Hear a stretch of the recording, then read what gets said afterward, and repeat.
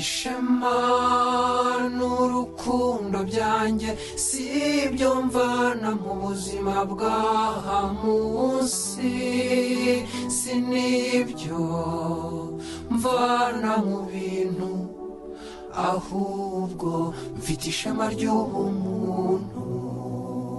Ndi umunyarwanda, igibanzirizwa na ndi umuntu. Ndi umunyarwanda, igibanzirizwa na ndi umuntu. Ndi umunyarwanda, igibanzirizwa na ndi umuntu. umutwe ugira uti uburenganzira bwo gutanga ibitekerezo, indangagaciro itabaho mu Rwanda. Mu ntangiriro z'ukwezi kwa gatatu, Gerard Niyomugabo wari inshuti yanjye akaba n'umushakashatsi nari maze hafi imyaka 2 ntumira mu biganiro mpuzamadini, yaje kumbwira ko hari ibihuha bivuga ko hari intambara yegereje kandi ko bifitiye ibimenyetso. Numvise ngize amatsiko, hanyuma ndibwira nti ibimenyetso nimbona bifatika ngomba gushaka mu maguru mashya uburyo najyana n'umuryango wanjye i Burayi. Nuko mbaza ikibazo Gerard, ni ibihe bimenyetso uvuga? Hashize igihe mvugana n'umuntu twiganye muri universite, ubu yagiye muri RNC, ampa amakuru yose. Nibyo? Ninde? Umuntu witwa Sankara, izina rye rya nyaryo ni Calix Nsabimana. Nawe ni umucikacumu kandi yakunda cyane indirimbo zawe. Yamye ansaba niba yazakuvugisha. Muvugana mu buhe buryo? Mu buryo bwa WhatsApp. Nta kibazo, ushobora kumpa nimero.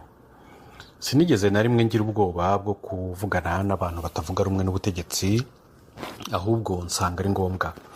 Ariko kubwo guhora batubuza kuvugana n'abatavuga rumwe na leta, byatumye nkeka ko hari ibintu guverinoma iduhisha. Kuvugana n'abatavuga rumwe na leta si icyaha, uko iterabwoba rya leta ryaba riteye kose ntibizambuza gukomeza kwemera icyo kintu. Naje kugira ikiganiro kuri WhatsApp na Sankara mu gihe kigera ku minsi 8, kuva ku itariki ya 10 kugeza ku ya 18 Werurwe. Ku mugoroba ndangije akazi, muri ibyo biganiro byanengaga bikomeye leta, Sankara ntiyigeze abasha kunyemeza ko koko bazakora intambara ku butegetsi bwa Kagame. Hagati aho indirimbo yanjye yari ikomeje guteza uburakari n'impaka zikaze mu bushorishori bw'ingoma. Ku itariki ya 17 Werurwe mwaka 2014, mu mbwirwaruhame yavugiye i Gishari mu burengerazuba bw'u Rwanda, mu muhango wo guha amapeti y'abasirikare bakuru bashya, Perezida Kagame yamvuzeho adatomoye agira ati: "Nge sindi umuririmbyi ushaka kunezeza abanzi b'igihugu. Kuri perezida wacu n'umuryango we wa politiki, abantu bose batemeranya na politiki yabo kandi bakagira ubutwari bwo kuyinenga ni abanzi b'igihugu." Maze kumva ijambo rye rivuga umuririmbyi unezeza abanzi b'igihugu, nahise numva ko ari nge avuze, kuko indirimbo yanjye yaherukaga yari yarakiriwe neza n'abatavuga rumwe n'ubutegetsi. Nahise namenya ko ubutegetsi buzanyikoma, ariko ntaramenya mu buhe buryo. Ubusanzwe iyo Perezida Kagame yakunenze mu mbwirwaruhame, ni uburenganzira abahaye serivisi zishinzwe iperereza ngo bagufate. Mbega nk'uko Kagame na FPR batinya kunengwa, abakozi babo nabo bafata kunenga kwa Kagame nk'itegeko abahaye ryo kujya gufata cyangwa kwica abo avuze. Mu kwibuka ku nshuro ya 20 Jenoside byagombaga gutangira ku mugaragaro ku ya 7 Mata, nakoze indi ndirimbo ngendeye ku nsanganyamatsiko yari yateguwe. Nibwiraga ko wenda ibyo byajyaga gucubya umujinya wakuruwe n'indirimbo yanjye ya Gikristu yakiriwe nabi na nyakubahwa. Natangaje icyo gikorwa mu binyamakuru, nuko abanyarwanda benshi babivugaho bagaragaza ko bategerezanyije amatsiko icyo gihangano. Abanyarwanda bari bafite akamenyero ko kumbona kuri Stade Amahoro buri wa 7 Mata wa buri mwaka ndirimba indirimbo nshya nateguriye uwo muhango. Ku ya 1 Mata mwaka 2014, ubwo umuyobozi mukuru mu biro bya perezida Madame Ines Mpambara yantumiraga ngo duhure, ntibyari muri resitora y'abanyacyubahiro yo ku biro by'umukuru w'igihugu nk'uko nari narabimenyereye, ahubwo byari mu biro bya Vice Perezida wa Sena Bernard Makuza. Rendezvous yagombaga kuba saa 9 za nijoro. igihe nahageraga ku isaha yuzuye neza neza nasanze bantegereje. visi perezida wa sena yarampobeye cyane anyegeka ku nda ye nini. Yo Kizito mwana wanjye, mbega ngo ndanezerwa kongera kukubona. Amakuru ki? Uraza ukabura neza neza pe. Ntiyandekuraga, hanyuma gukomeza kunkorakora kwe gutuma nibaza icyo ashaka. Kera kabaye arandeka nsuhuza na mucuti wanjye umuyobozi mukuru mu biro bya perezida. Nuko ndicara, hanyuma Makuza aba ari utangira kuvuga. Asubira mu mateka yanjye, atsindagira ko guverinoma ariyo yandihiye amashuri, akomeza avuga ku ndirimbo yanjye yari irimo intesha icyizere cyose.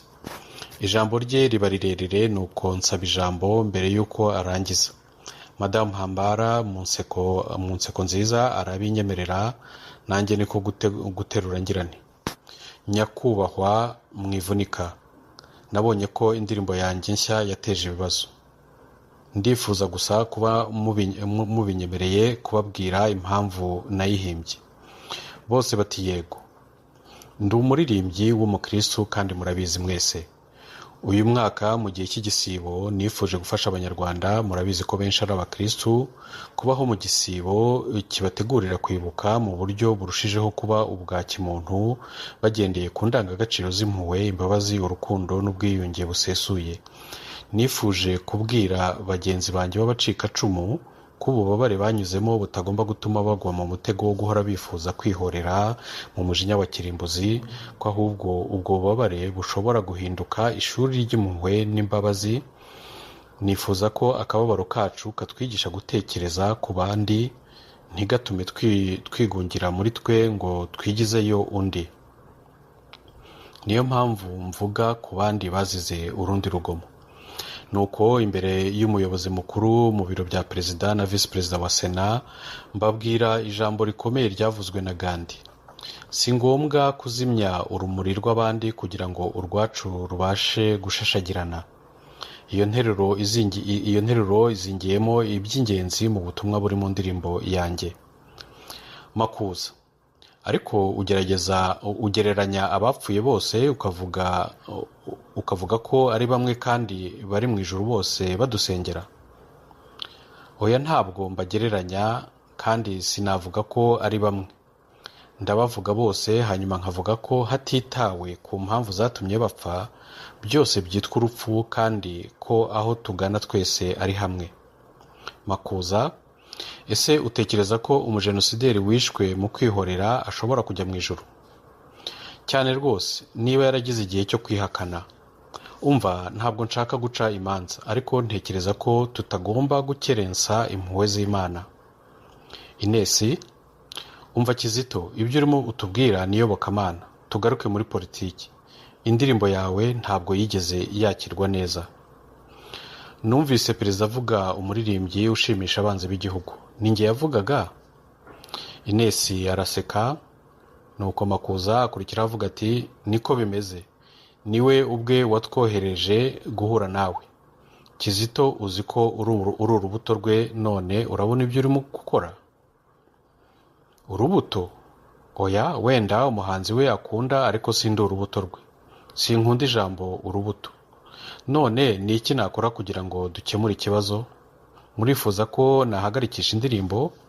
Nari nzi neza ko ibyo bitazashoboka ku ndirimbo yari imaze ukwezi kuri YouTube. Inesi, yego bishobotse. Ushobora gusaba abanyamakuru kutayikoresha, hanyuma ukayikura kuri YouTube. Warangiza ukandikira ibaruwa perezida umusaba imbabazi. Nzayimwihera ubwanjye mu ntoki. Ugomba no kwandika inyandiko ngufi mu kinyamakuru usaba imbabazi abanyarwanda bakomerekejwe n'indirimbo yawe. Urabyumva? Ndabyumva madamu. Ndahita mbikora nkisohoka muri ibi biro. Inesi, hanyuma uzanategure iyo ndirimbo nshya wemeye yo ku ya 7 Mata, sibyo? Hanyuma unategure Twanze gutoberwa amateka na Ijoro ribara uwariraye. Uzabiririmba kuri stade. Hanyuma yongeraho ati, ukore ibyo, hanyuma mu maso y'abantu uraba wongeye kuba umuntu. Nuko nturitswa n'ibitwenge, sinashoboraga kwihangana guseka. Kuri nge nibo batari abantu. Inesi, Kizito, ugomba kumenya ko niba udakoze ibyo warangije gupfa. Urabyumva? niba udakoze ibyo warangije gupfa. Numvise ntangajwe n'uko avuze ayo magambo akanayasubiramo. Siniyumvishaga ukuntu umuntu yapfa azize indirimbo, ariko mu bigaragara byari bikomeye ndetse cyane. Ndabyemeye madamu. Nyuma yo kumara guhura nabo, nakoze ibyo nari nabemereye, ari byo kwandikira ibaruwa igenewe perezida, kwandika mu kinyamakuru no guhagarikisha indirimbo yanjye ku mbuga nkoranyambaga, nkanabuza abanyamakuru kuyikoresha ku maradiyo cyangwa televiziyo. Mu cyumweru cyakurikiyeho, madamu Mpambara yanyandikiye kuri email ambwira ko kwandikira perezida bitakiri ngombwa, ubwo nanditse mu binyamakuru nsaba imbabazi ko ibindi nta kibazo, ngomba kwitegura kuzaririmba ku ya 7 Mata. Akomeza ambwira ko nta kibazo gikomeye gihari. Nyuma yo guhura n'abo bayobozi bakuru, nashatse mucuti wanjye w'Umufaransa-kazi uhagarariye RFI, ariyo radiyo mpuzamahanga y'Abafaransa i Kigali, kugira ngo mubwire ibyo nahuye nabyo byose kuva nasohora iyo ndirimbo. Nuko ambaza niba mfite ubwoba. Birumvikana. Urifuza ko nabitangaza? Oya. Mu by'ukuri nari mfite ubwoba ko biramutse bigiye hanze guverinoma yabifata nkaho ari ukuyihemuraho.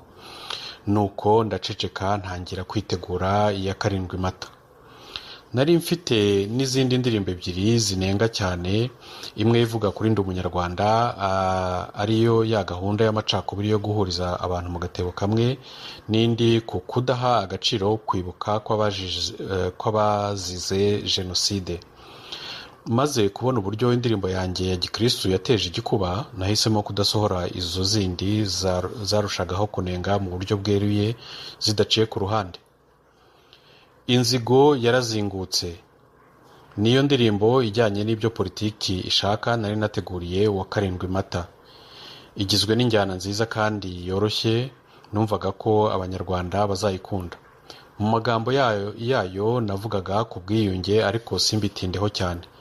Aho kunenga, nashimaga ibyagezweho. Muri make navugaga ko ubwiyunge, urukundo n'imbabazi ari indangagaciro zikomeye abanyarwanda bamwe bize nyuma ya jenoside.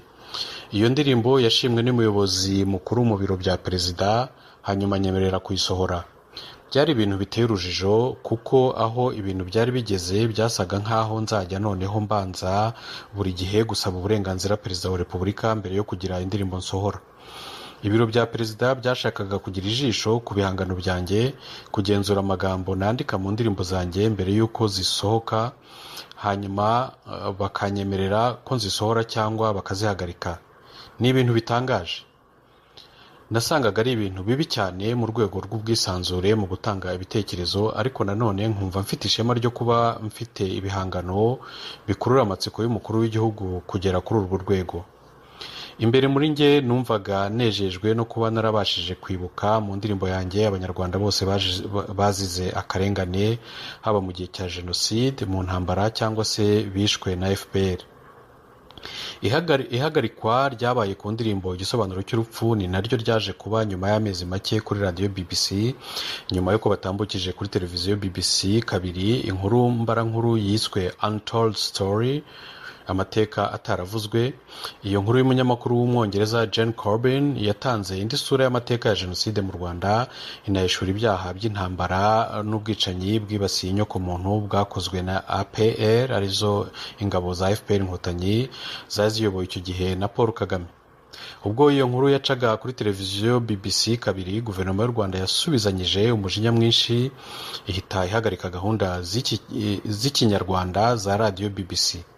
Abantu benshi ntibasobanukiwe n'icyo gikorwa, ariko kuko byabaye nyuma gato y'ihagarikwa ry'indirimbo yanjye, nahise numva ko filime yavugaga ukuri nk'uko navuze, ko rero iyo filime ihagarikwa uko igihangano cyanjye cyahagaritswe. Ntekereza ko hari igihe umunyarwanda wizera ubwiyunge kandi wifuza amahoro agomba kwanga gutandukanya abapfuye, kuko utandukanya abapfuye adashobora kunga abazima. Urubyiruko rw'abanyarwanda rugomba kwita kuri icyo gikorwa cy'ingirakamaro cy'ubwiyunge, bakavuganira batarobanura abanyarwanda bose bishwe bazira urugomo. Uko kubona amateka bya nyabyo ni uko kwibuka mu gihugu cyacu tutirebaho gusa nta buryarya hamwe no gusasa inzobe ku bintu byose birebana n'amateka ababaje niyo mizi yonyine y'ubwiyunge bwa nyabwo bw'ejo hazaza. Ku rubyiruko rwose rw'abanyarwanda bavutse mu gihe cyangwa nyuma y'umwaka w'igihumbi kimwe magana cyenda mirongo icyenda na kane jenoside iba, bakaba ari inzirakarengane z'uburyo amateka yahinduwe mu Rwanda na FPR, mbatuye iyi nteruro yamamaye y'umunyaromani Cicéron: kutamenya ibyabaye mbere y'ivuka ryacu ni ukuba umwana ubuzima bwose. Mu by'ukuri ubuzima bw'umuntu bwaba ari iki turamutse tudahuje ibihe arimo n'ibyamaze guhita, gushimutwa no gufungirwa ahatazwi. Ku ya 6 Mata buri buke haba umuhango wo kwibuka, nahamagaye Olivier wari umutekinisiye wanjye utunganya amajwi n'amashusho, wambwiye ko amashusho y'indirimbo yanjye nshya yarangiye. Ahagana saa 5 nibwo nahagurutse mu rugo n'umushoferi wanjye tugiye kureba amashusho no kuzana iyo ndirimbo. Hari ku cyumweru, imvura igwa, nta modoka nyinshi zari mu muhanda. Mu gihe twari tugeze ku matara ayobora imodoka ari hafi y'inteko ishinga amategeko, umuntu akomangana imbaraga ku rugi rw'inyuma rw'aho nari nicaye. Umuryango ntiwari udadiye. Mu gihe nari nkibaza uwo ari we, abafunguye umuryango, yinjira mu modoka, yicara iruhande rwanjye. Aha, naramumenye, nsanga ni umupolisi mukuru nari nzi witwa Chief Inspector Athanase Ruganintwari. Kizito, urabona ukuntu imvura iri guca ibintu? Yego, ariko se murifuza ko twagira aho tubageza?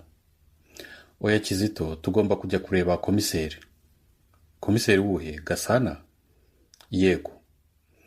Emmanuel Gasana yari komiseri mukuru wa polisi y'u Rwanda. Mbwira umushoferi wanjye kubanza guca ku cyicaro cya polisi Kacyiru mbere yuko tujya kureba umutekinisiye. Nuko uwo mupolisi arambwira ati, uzi n'ibindi Kizito? Ndakeka ko byaba byiza tujyanye n'imodoka yanjye. Turaza guhamagara umushoferi wawe aze kukureba urangije kubonana na komiseri. Nanjye ntiyego.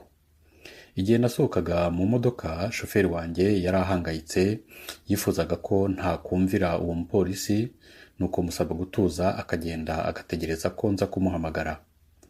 Mu by'ukuri nabonaga ko bidasanzwe, ariko sinifuzaga kugaragaza agasuzuguro akariko kose cyangwa kwigomeka ku mupolisi waje kunshaka abiherewe uburenganzira n'umukuriye.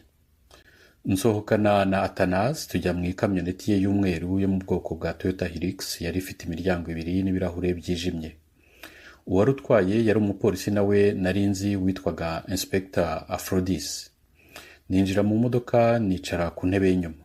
Athanase yicara iruhande rwanjye, hanyuma arambwira ngo, Kizito, mpa telefoni yawe. Nta muntu ugomba guhamagara. Ubwo ntangira kumva ko atari umubonano usanzwe nza kugirana na komiseri. Ariko nkibwira ko batazi ko nabonanye n'umuyobozi mukuru mu biro bya perezida hamwe na visi perezida wa Sena. Nyuma y'uko mbonana nabo, bari bambwiye ko uko biri kose nta kibazo gihari. Imodoka ntiyajya ku biro bya komiseri, ahubwo ikomeza ijya hagati mu mujyi wa Kigali. Tuzenguruka inshuro nyinshi iyo mujyi, nabaza aho turi kujya ntibansubize. Umupolisi wari iruhande rwanjye yari ahuze cyane na telefoni ye. Nabonaga asa nk'uri guhabwa amabwiriza. Nyuma y'igice cy'isaha tuzenguruka hagati mu mujyi, Athanase abwira mugenzi we guhindura icyerekezo akajya Gikondo. Imodoka imanuka buhoro ijya Gikondo. Ni mu minota 10 uvuye mu mujyi. Twinjira mu gipangu cyarimo amazu imbere wagira ngo ni za biro. N'ahantu bita kwa Gacinya. Gacinya Rugumya ni umujenerali wo mu ngabo z'u Rwanda wayoboye igihe kinini inzego z'iperereza za polisi. Azwi ku bikorwa bye by'icarubozo mu ibazwa ribera muri icyo kigo kitari ku rutonde ruzwi rwa leta. Igihe ninjiraga, nasuhujwe mu kinyabupfura n'abasore 2 bari inyuma ya za mudasobwa ahakirirwa abashyitsi.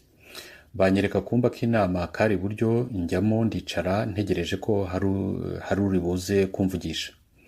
Bose baragenda, nguma njyenyine muri icyo cyumba cyari gifite isuku cyane. Nyuma y'iminota nk'icumi abapolisi bakuru bari banzanye baragaruka, barambaza ngo, Kizito, waba ufite akanunu k'ibyo komiseri ashaka kukubwira? Habe namba. Hari indirimbo abantu benshi bari kuvuga muri iki gihe, wenda niyo bireba. Nuko barikiriza bombi mbere yo kongera kugenda bakandekera muri icyo cyumba. Nyuma y'indi minota igera mu 10 barongera baragaruka nanone bansaba gusohoka nkinjira mu modoka. Imodoka isohoka kwa Gacinya igeze mu muhanda ugana Amajerwa, ihagarara mu muhanda rwagati izimya moteri. Hari nka saa 7 mu gihe kigera mu minota 20 twari twicaye mu modoka ihagaze hagati muri imwe mu mihanda igendwa cyane i Kigali. Nabaza ibyo turimo dukora ntihagire unsubiza. Kera kabaye haza imodoka y'ijipe yirabura ihagarara inyuma yacu. Yari imodoka yo mu bwoko bwa Toyota Land Cruiser V8 ifite ibirahure byijimye. Abasore babiri bananutse kandi bambaye nabi mbona bayisohotsemo baza bagana imodoka twarimo. Barinjira, umwe yicara iburyo bwanjye undi ibumoso. Ndababwira nti mwaramutse. Cwe ntihagira usubiza.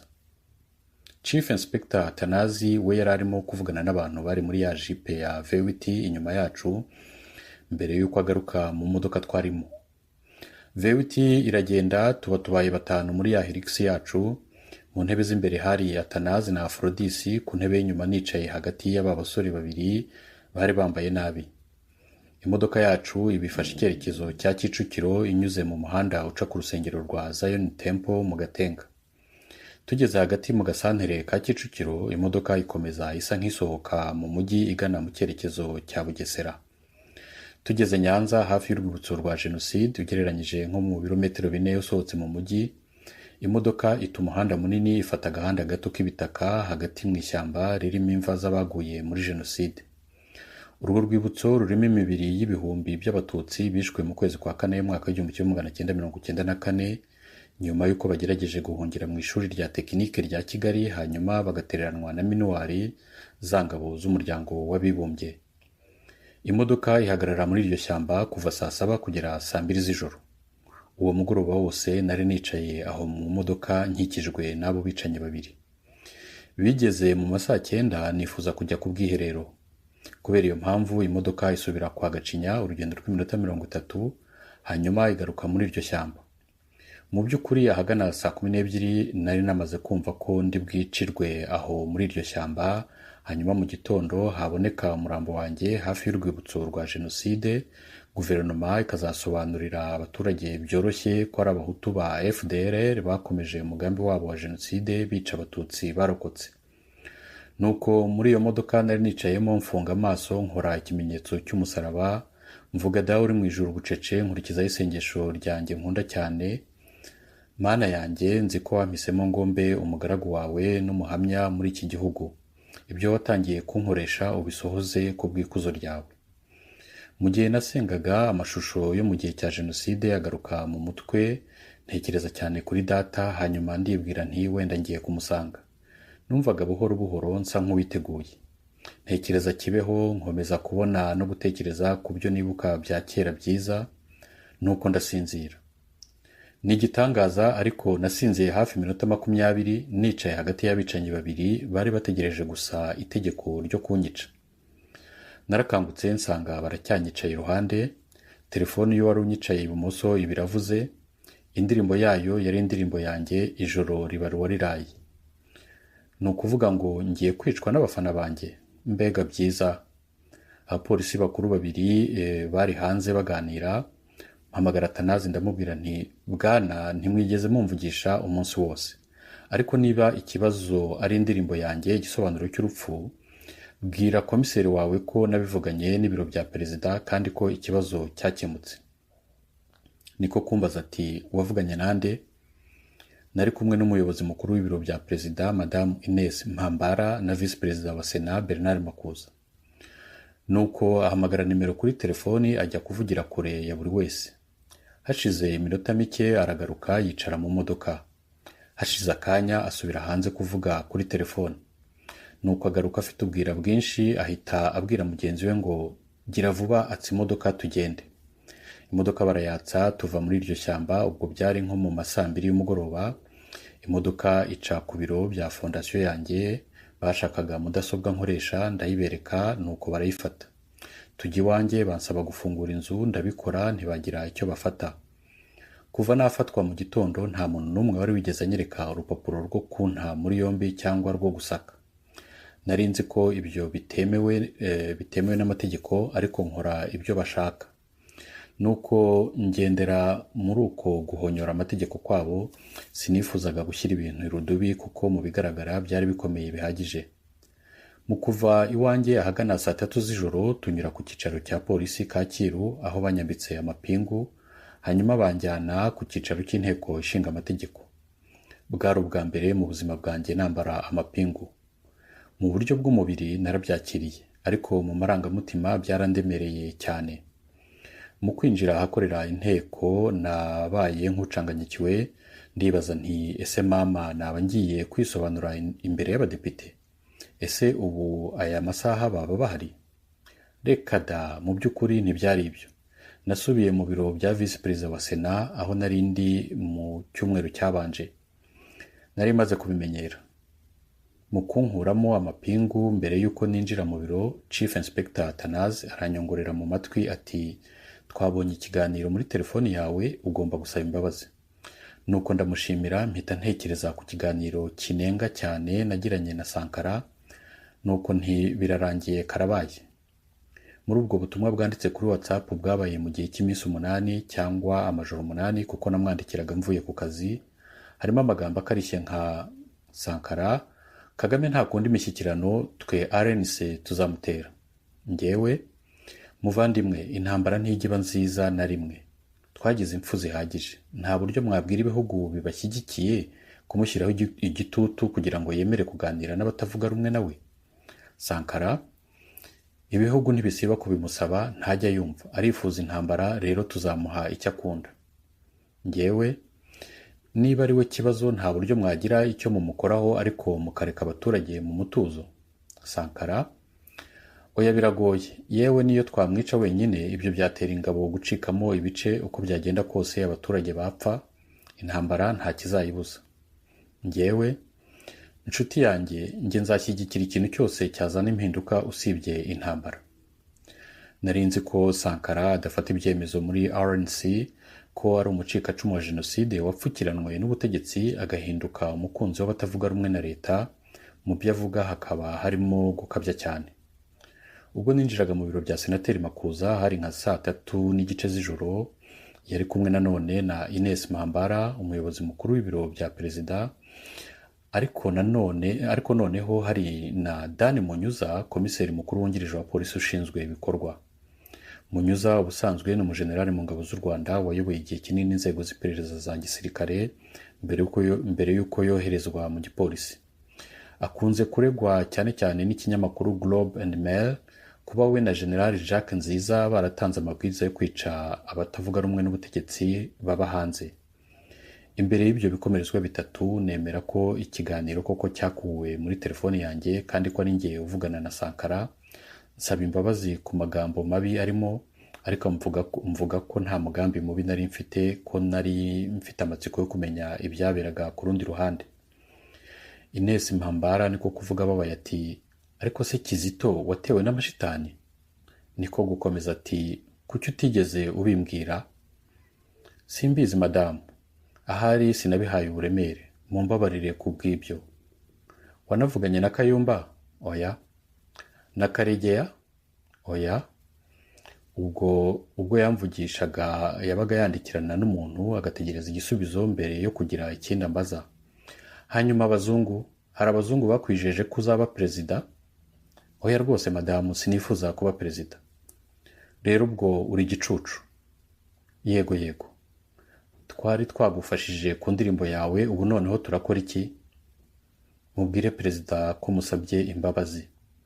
Ubwo noneho Makuza abafashe ijambo, si perezida wenyine wahemukiye n'abanyarwanda bose. Nabo mbasabye imbabazi. Bazabimenya bate? Urifuza ko tuzana televiziyo? Niba mubishaka nta kibazo. Ines Mpambara niko kuvuga ati, genda wandike ibyo wibagiwe wa gicucu we. Bansohora mu biro mbasigaho nsubira mu modoka ya polisi. ba basore basa nabi twirirwanye umunsi wose bamfuka umutwe n'agafuka k'umukara, ako gafuka katwikiraga umutwe wanjye wose bagafungira mu ijosi. Sinabonaga ariko narahumekaga nkanumva. Imodoka iragenda, ngerageza gushakisha icyerekezo tujyamo ariko byari bigoye. Uko biri kose twakoze urugendo rw'iminota hagati ya 20 na 25 mbere y'uko tugera aho twajyaga. Imodoka irahagarara ivuza ihoni. Numvaga ari nkaho turi imbere y'umuryango w'igipangu. Umuryango urafunguka, imodoka irinjira. Bansohora mu modoka umutwe ugipfutse, banyinjiza mu nzu, bansunikira mu mugongo, banyinjiza mu cyumba, nuko bansunikana ingufu ku gitanda. Hanyuma bankuramo ka gafuka mu mutwe, mbona nkikijwe n'abantu 6 bose bambaye gisivili, ariko bamwe bafite imbunda nto za pistole. Bansaba gukuramo ipantaro yanjye, ariko bose bandeba bacicitse. Nuko uwari ubakuriye aravuga ati, dukunda twese indirimbo zawe kandi uri haduyi. Mu Giswahili haduyi bishaka kuvuga umwanzi. Iryo jambo rikaba rikunda gukoreshwa n'ubutegetsi iyo buvuga utavuga rumwe nabwo. Ntabwo ndi haduyi bwana, muraza wenda kubyumva nyuma nimumpa akanya nkabasobanurira. Bansigaho njyenyine ku gitanda nambaye amapingu, nicaye kuri matera n'umusego wanduye cyane. Cyari icyumba gisanzwe gifite amarido n'idirishya rifunze hamwe n'akabati kabika imyenda karimo ubusa.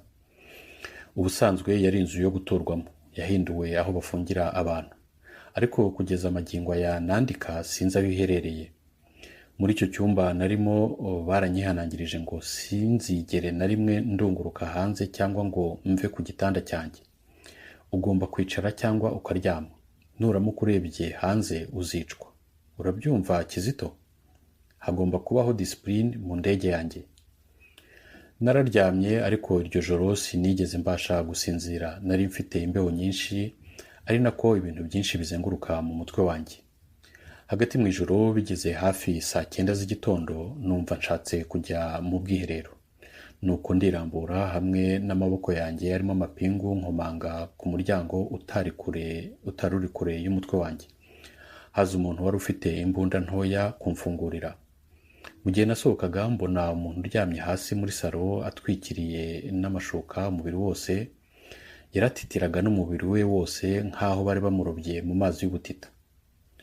Ninjira mu bwiherero ariko ngira ikibazo cyo gufungura lisanti y'ipantaro yanjye, nuko nkubita igitwenge. Nuko wa mugabo wari ufite imbunda azi iruhande rw'umuryango aravuga ngo, uraseka wowe?